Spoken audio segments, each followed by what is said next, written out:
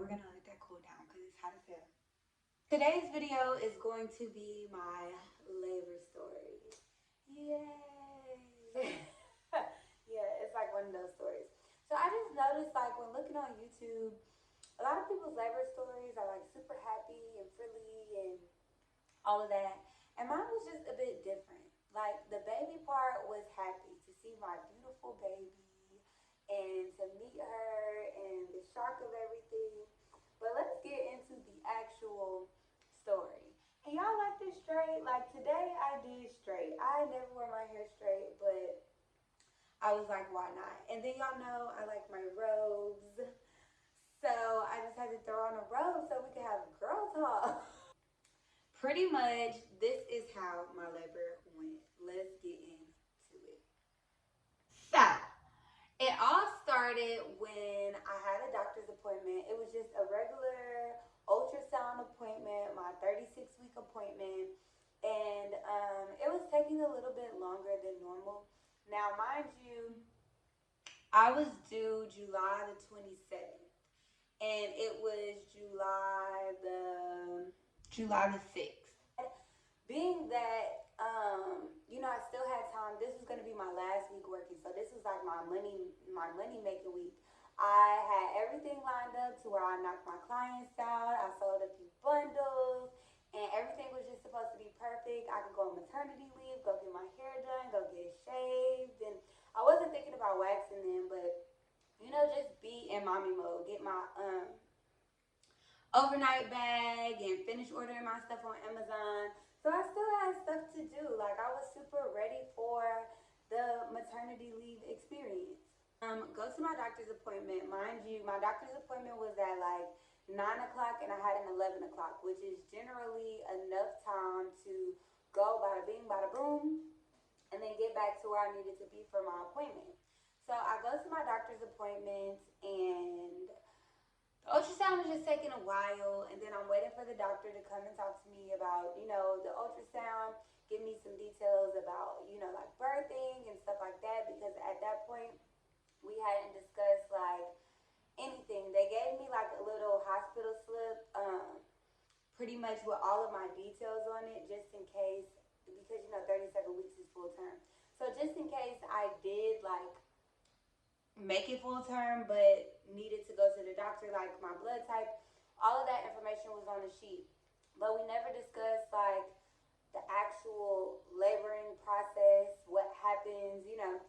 So the doctor comes back in the room and she's like, so we're gonna have to induce you. And I'm like, like today, or like, are we gonna schedule it? Like, I got appointments. Like, this is my last week. I done took these people deposits. Like, what do you mean you're gonna induce me? And she was like, no, like today. And I'm like, can I go home? Can I get some stuff? And she's like, no, I need you to go urgently to the labor center. And I'm like, what the hell? So I'm like, she's giving me all the directions and instructions on how to get there. You gotta walk, and then you need to park in this parking garage. And I'm just so busy worried about my client because I've already told her that I'm running a little bit late. They're taking a while for my ultrasound. And then boom, you tell me that you're gonna induce me. So I text my client. I'm not sure if I text or call her, but I pretty much was just like, I'm totally just like, I've already refunded you. I'm so sorry for the inconvenience, but I'm going, like, I have to be induced today.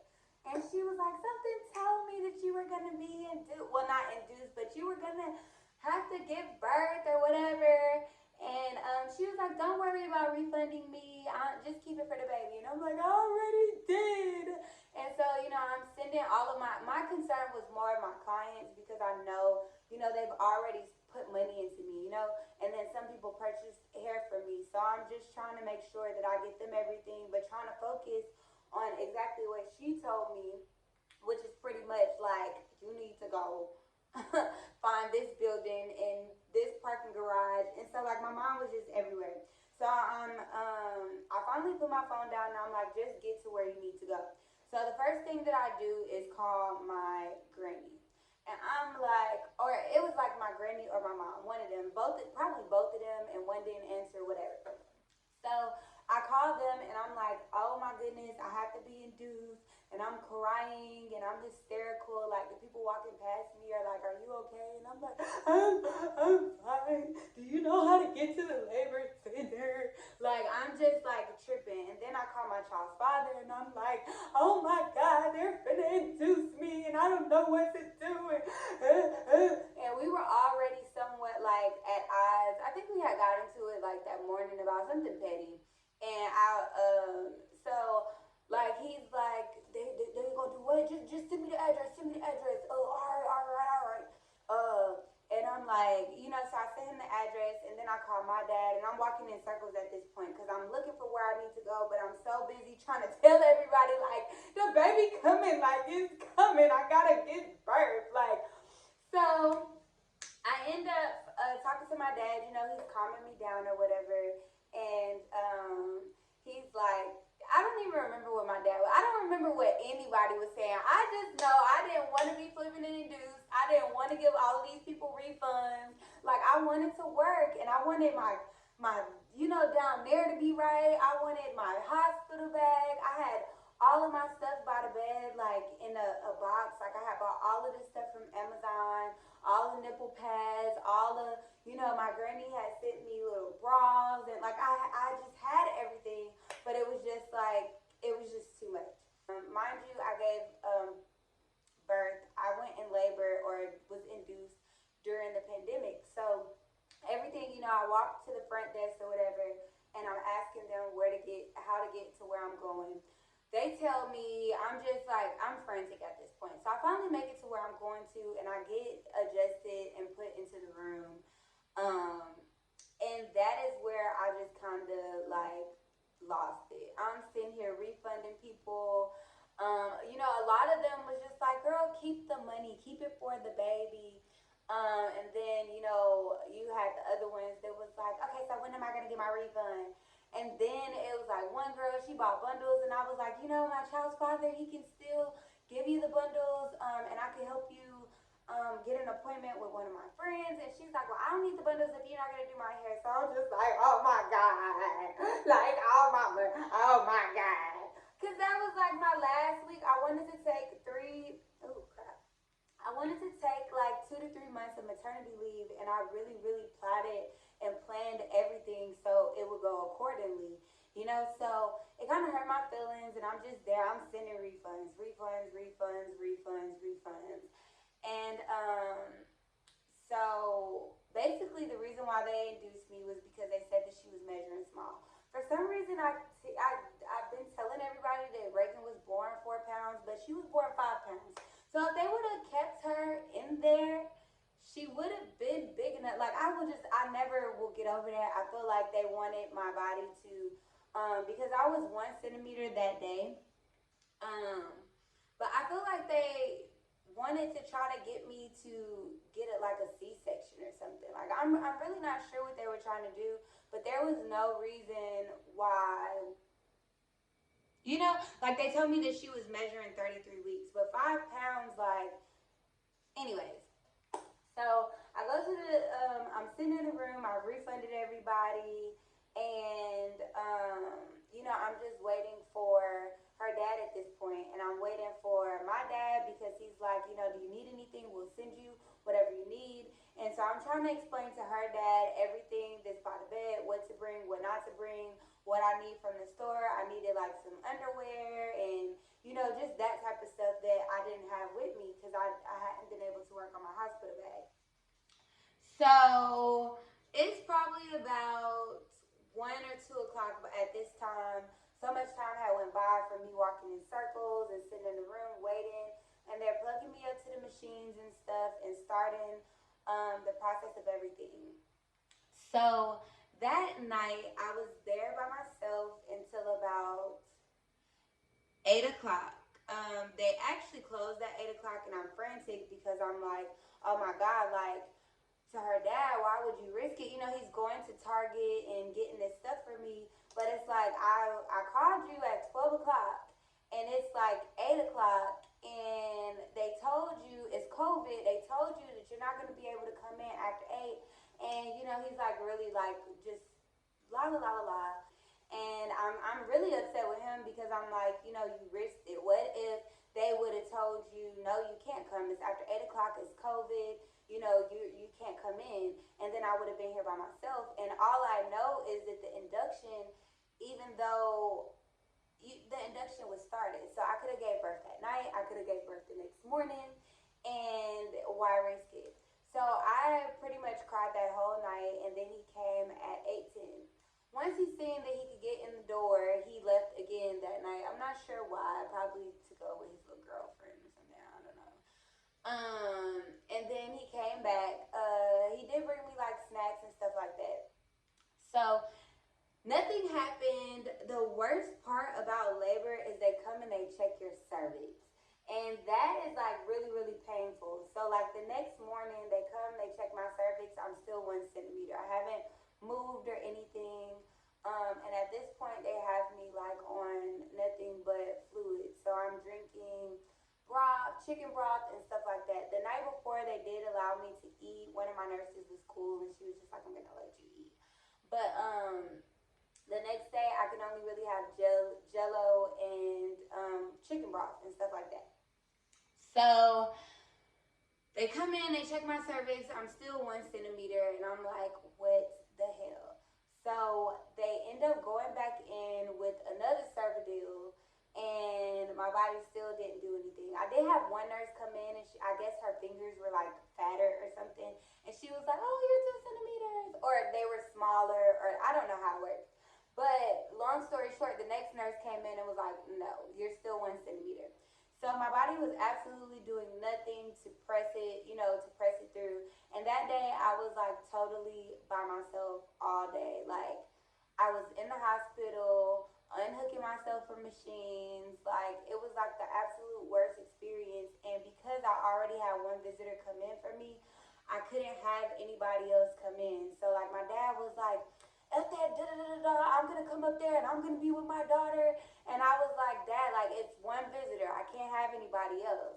And so he ends up coming later that night, and I still wasn't moving or anything. The nurses are coming in there. By this time, I'm like, I'm kind of, well, before he came back, the nurses were coming in there, and I'm just very emotional because, like, I expected to spend that time, like, with him and, like, to, you know, be making memories and taking videos and, you know, just, like, you know, the man is supposed to be sitting there in the chair, like, sleeping, uncomfortable, and that's always what I expected. And it was kind of like he was gone and, you know, taking pictures with his other daughter across town and, like, stuff like that. So it kind of like really hurt my feelings. And the way that I did get through that night is this song by Trinitee 5-7, and it's called There He Is. And it's basically talking about when you feel all alone, like when everybody turns their back on you, whatever, like God is always there. So I had that song back to back to back to back to back.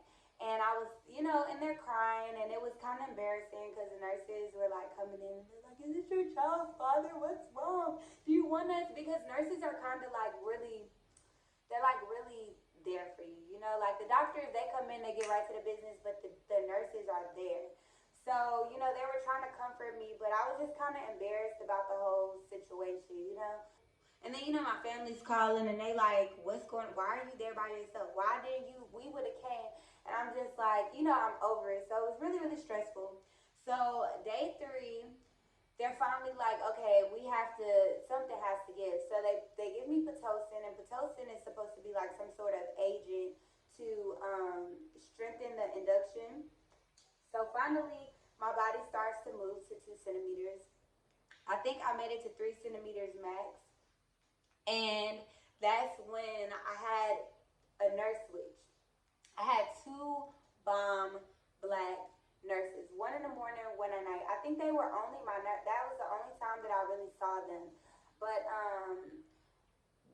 that morning is when I actually went into labor. When they gave me the Pitocin, my body started, I went from 1 to 2 to 3, and then that's when one of the nurses was like, look, when your pain gets to 5, that's when you really don't want to get an epidural anymore.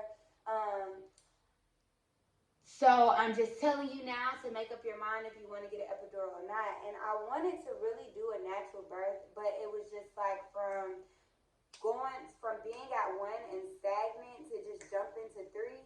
I'm like, oh hell, this pain is gonna get worse. Like it's gonna get worse than that. We woke up to a lady like screaming in pain. So I asked the lady like, what's going on, and she's like, oh, well, she came and she was already 9 centimeters, so we couldn't really get her still to give her an epidural. And she was like screaming, and he was like, well, you can't put us in another room or nothing. Like this is crazy. And she's like, she's giving natural birth. Like no, like this is what it is. And then Reagan has hiccups, so all you hear on the monitor is so besides her screaming and then the hiccups and then me going from 1 to 3 centimeters, I'm like, let's schedule the epidural just in case. This is too much. This is too much. So the epidural, I'm probably like at this point at a pain 5. I was contracting, but I wasn't like at first I was contracting, but I wasn't really feeling the contractions. And then all of a sudden, like I started feeling everything. Once they gave me that Pitocin, I started to feel everything. And so I'm like, okay, let's do an epidural because this is like, my body's not going to be able to take this, and I don't want to wait until it gets too late, and then I don't want to do an epidural at all. So the anesthesiologist comes in and he's like, hurdle over like a cat, curl like a cat. So I'm trying to hurl over, and he's like, you're too small, like it's no meat to like, I can't get in there. And I'm like, oh God, oh God. So he finally is able to give me an epidural, and then that's when my nurse is telling me, she's like, look, I know you don't want to do a C-section, and technically, like after so much time, we have to do a C-section because the induction process has started, and we have to get baby out of there once the process is initiated.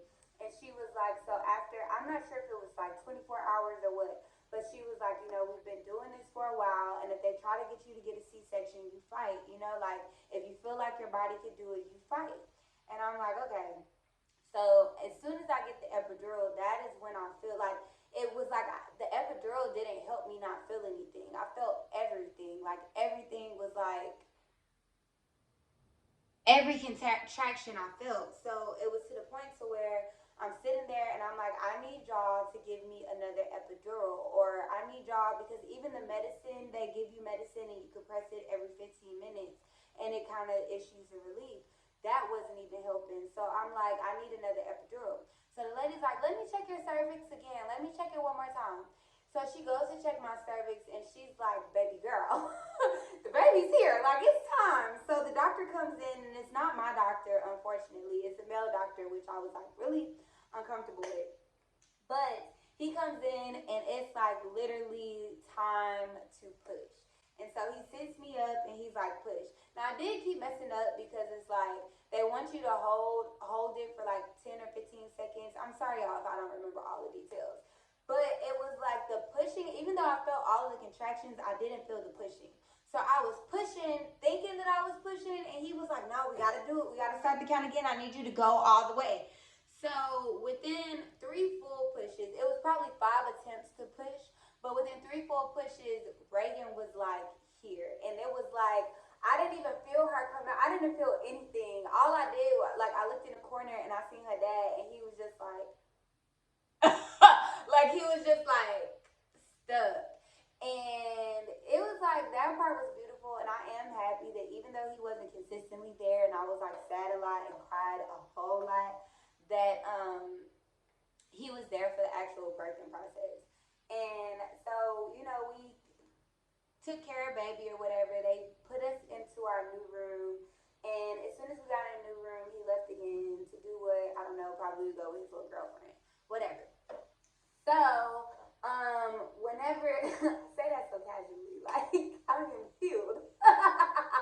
But anyway, so that day I was pretty much by myself with baby girl, and my dad and stuff, they were calling, and it was just like a very toxic situation because they want to know why I'm there by myself, and then this man that I done bragged about all this time, and he done been in there telling the nurses, we're we're coming back for our boy. So they're like, where's your husband? Because he told them that we was married too. So it was just like no relief of that. But the thing that I did like in the hospital was that the nurses, they come and help. Now they do get in on your nerves because they keep coming in. So like every hour, like as soon as you get to rest, is somebody coming in to check your temperature? Is somebody else to come in and check your bandages?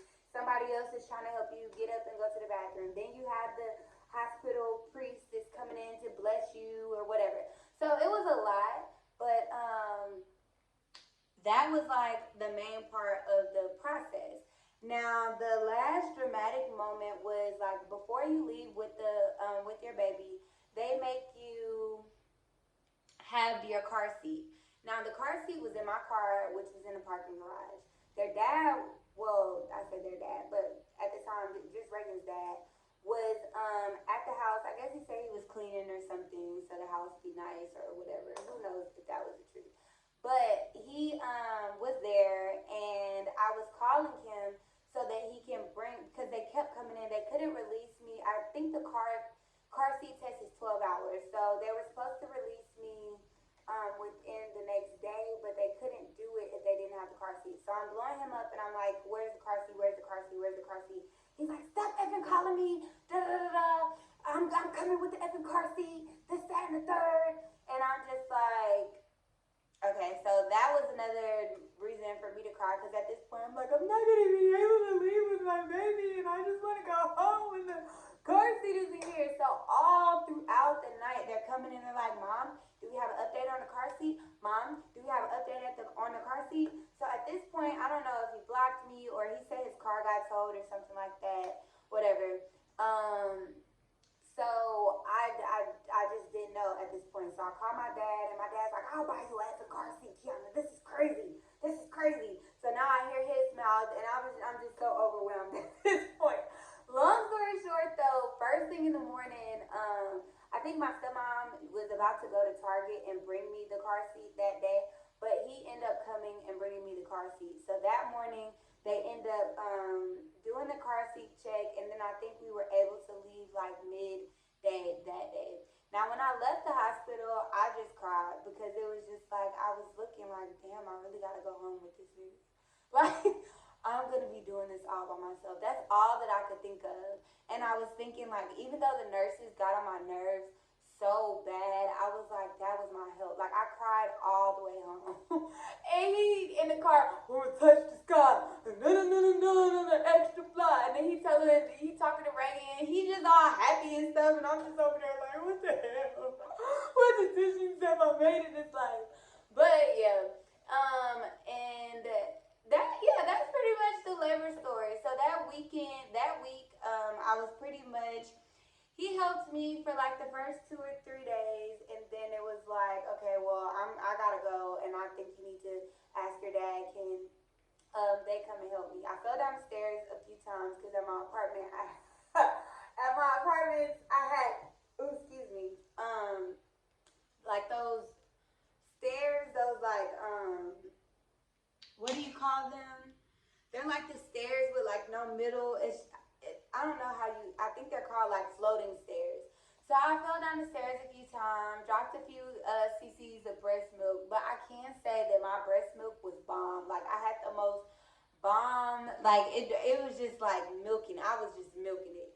So I really enjoyed that. And then I went to my dad's house for a few days. And it was just really awkward because I didn't want to be, I wanted to be in my own space with my little family that I thought that I had, and it didn't really go like that. But probably like a week later, we had, got into this little argument talk, and then it kind of got better, and that's when he started bringing me breakfast up to bed and stuff like that. So it kind of smoothed itself out over time. But just the whole labor experience and like exact postpartum experience was crazy.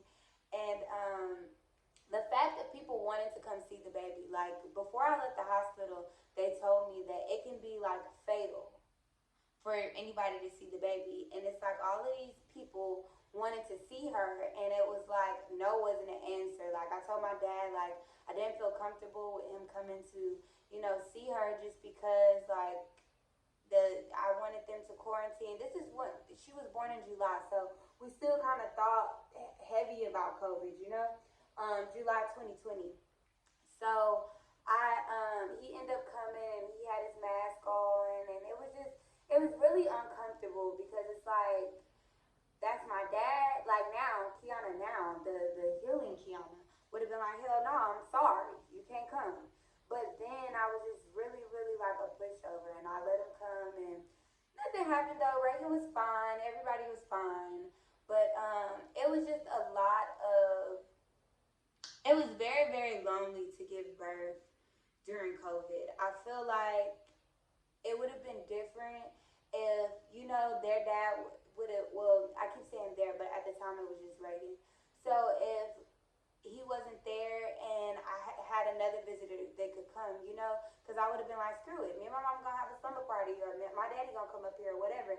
But being that it was just one visitor situation, or I don't even think they COVID tested him. They COVID tested me, and being that we were in the same household, they didn't COVID test him, which kind of was, it made me mad because they let him keep coming and going. Like, I wanted them to be like, sit your ass down. You're not allowed to go outside. It's a baby in COVID, and we don't know if you're exposed. Like, that's really what I wanted, but nobody did that.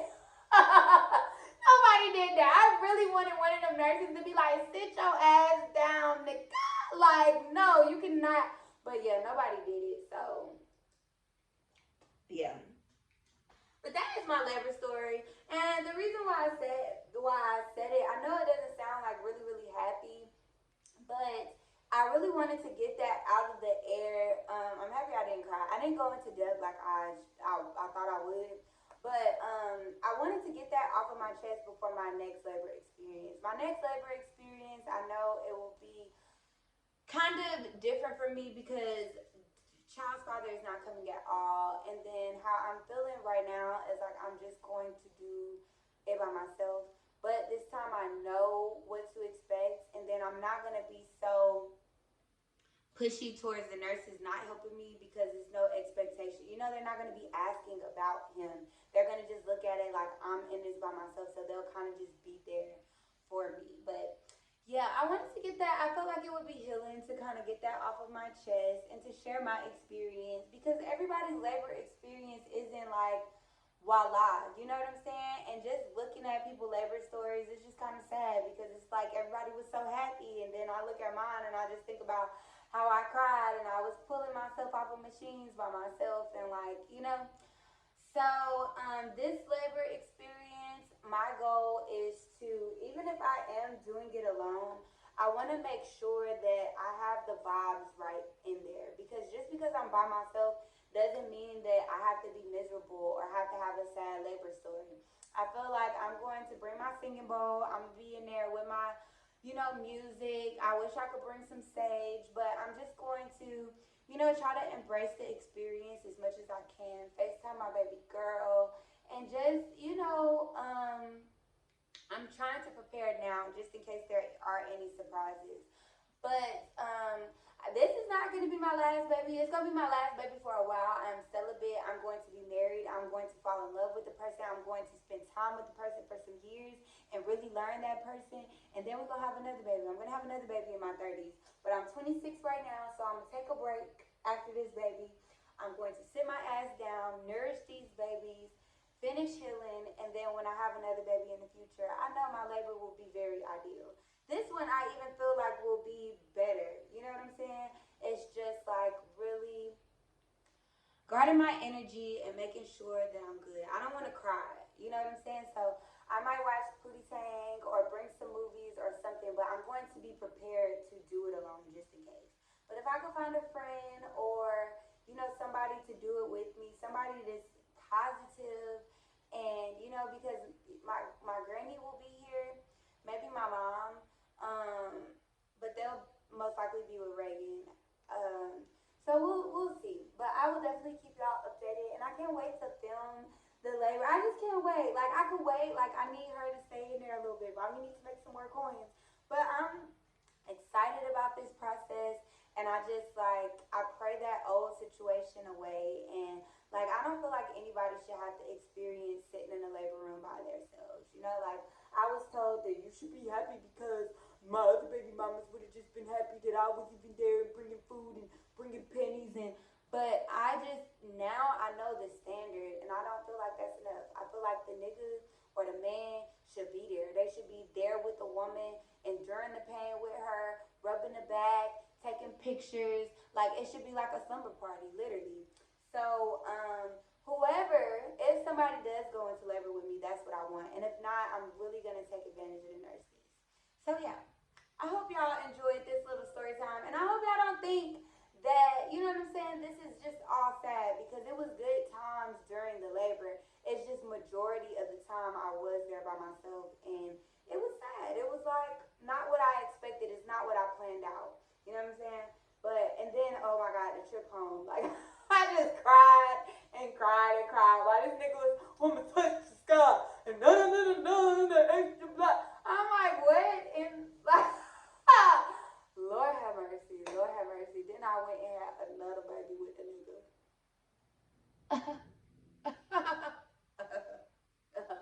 But thank y'all for tuning in, and I got more story times. Everything ain't gonna be like this. I got real stories. Like I got stories. So yeah. But that was my labor story. I hope y'all enjoyed. And let me sip this tea. It's kind of bitter, so I'm gonna go back and add a little bit of honey in it. But yeah. Thank y'all for watching. Subscribe. Subscribe. Like. Send it to somebody. Then know somebody else. Then know somebody else. And we're growing. Like. And if you didn't see, I'm doing a giveaway. Can y'all please let me know what you like? We are at 700 subscribers, and I'm hype as hell. So let me know so that I can get you guys exactly what you like.